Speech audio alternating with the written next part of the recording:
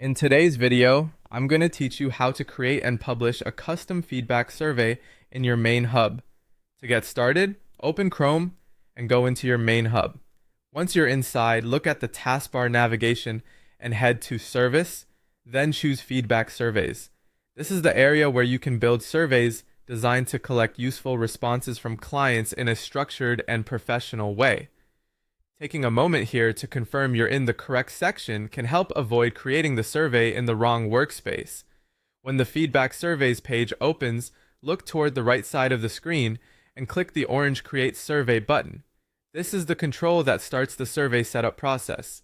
If you're following along for the first time, you'll notice that this opens the survey creation options and lets you choose the format that best matches the type of experience you want to build.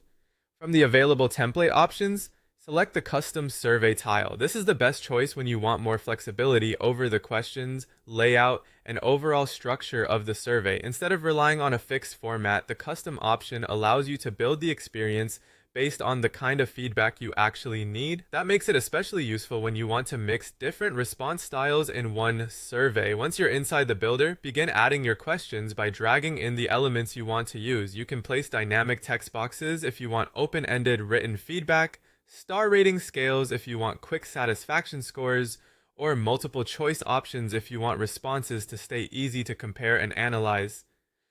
As you drag each element into the question rows, think about the flow from the respondent's perspective. A clean layout and a logical order can make the survey easier to complete and improve response quality.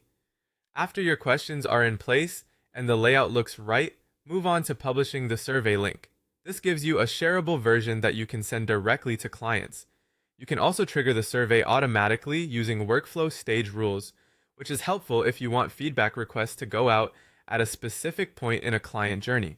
Before you finish, it's always a good idea to quickly review the survey for clarity, spacing, and question order so the final experience feels polished and easy to complete. That's it. You've now created and published a custom feedback survey from your main hub.